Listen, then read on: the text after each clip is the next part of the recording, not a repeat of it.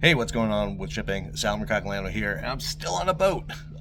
That's our running joke, me and my son. I know I'm on a ship. A lot of you guys comment about that, but I know I'm on a boat, a ship, I got that. But we're going to call it a boat.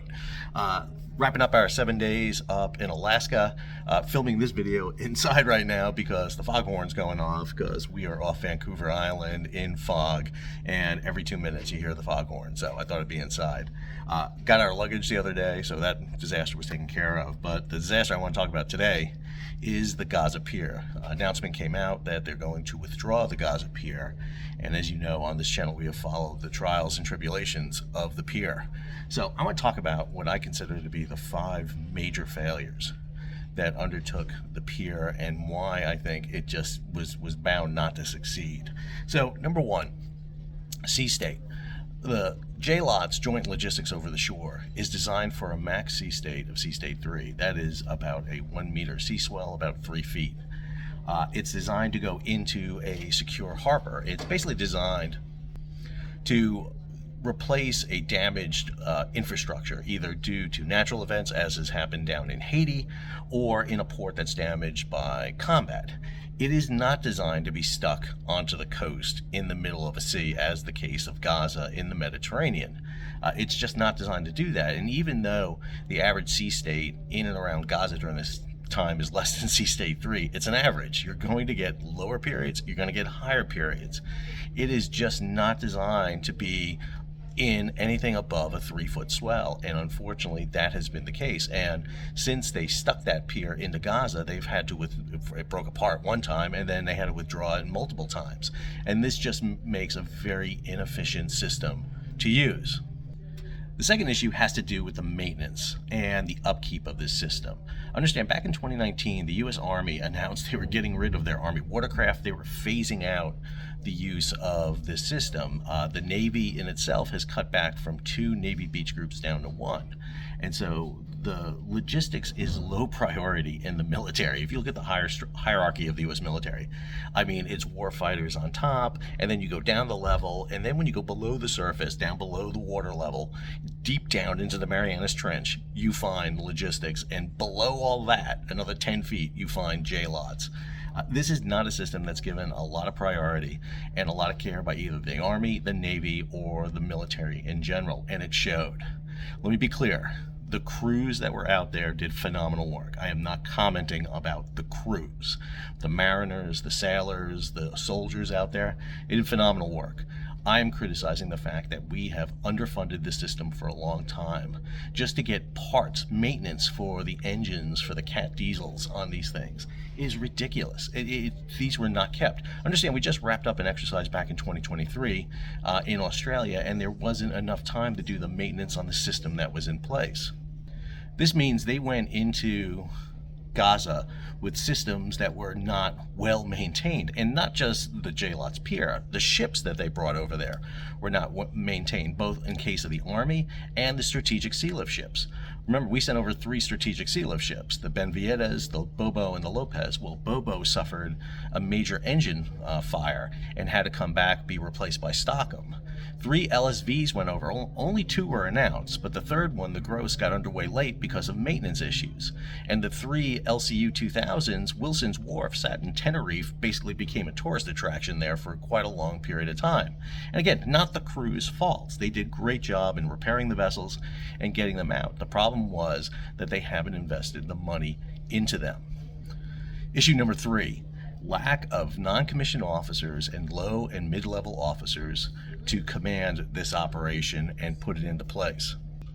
When the Army and Navy announced that they're going to phase down Army watercraft and Navy watercraft,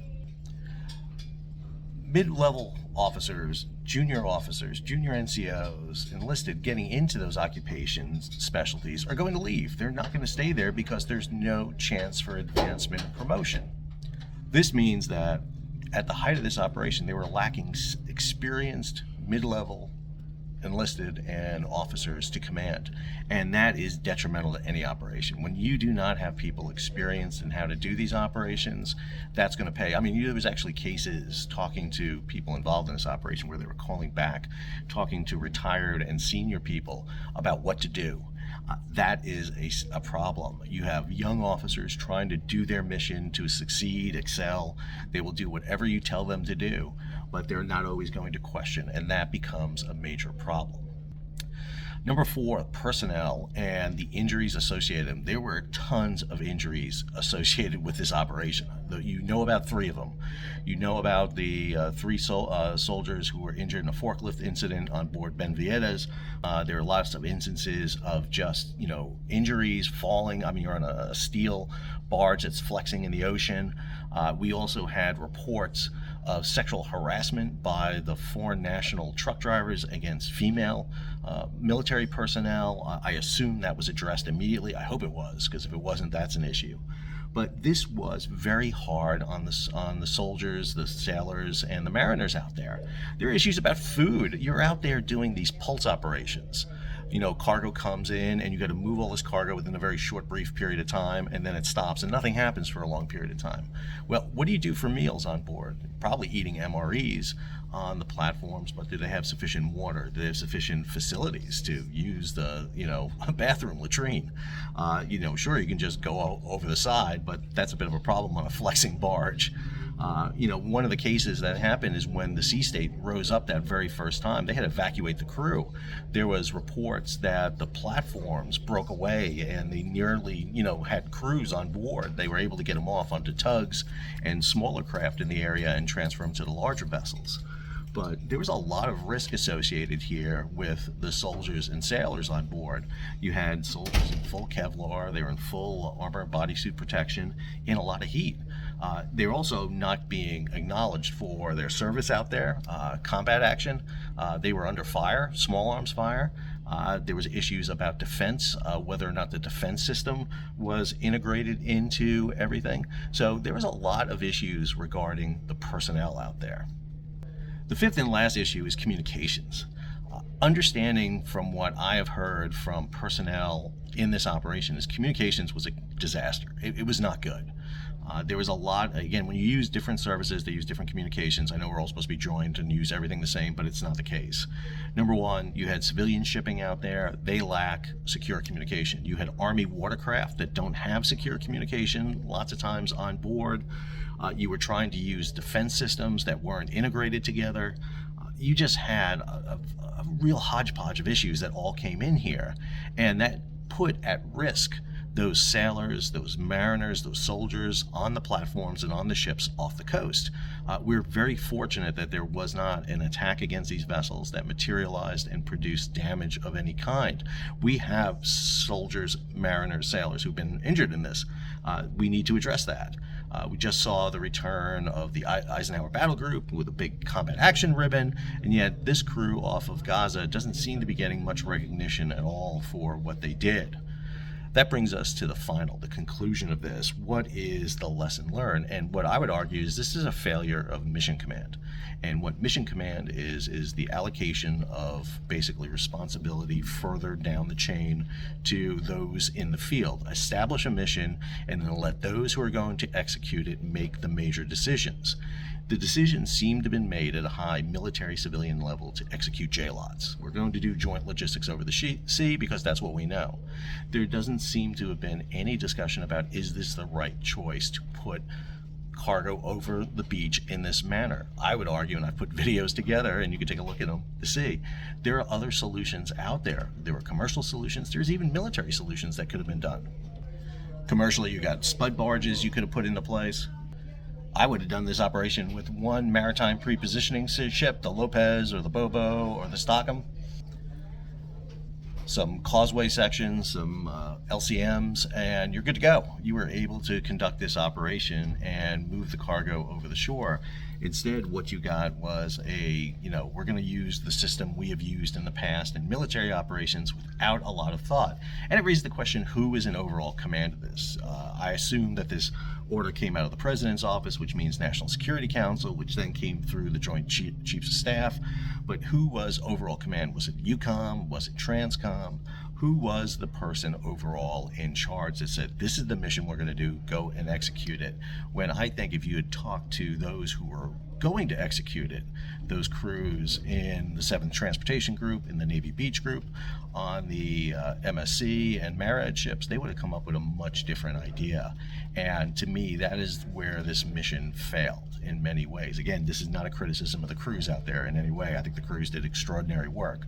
When I say a mission failure, we were not able to move cargo over the beach in numbers that was necessary to help sustain the population of Gaza. So I hope U.S. Congress, those in charge, do a good after action on this. I think there's a lot to be learned from this operation. I know we're seeing a cost of about, anywhere from $230 million. I'm not sure if that's accurate or not. This is an expensive operation. You've activated, by my count, 5 civilian vessels, those 4 I mentioned earlier, along with the Sagamore, 3 LCVs, 3 LCUs, some Army small tugs were transported out there. You've leased local tugs in the area. A very expensive operation to undertake. And it's had its cost in personnel, in blood. One person severely hurt. We don't know the status of that soldier that was hurt. Others suffered injury, attacks by people, by gunfire, by mortars, by rockets, who knows.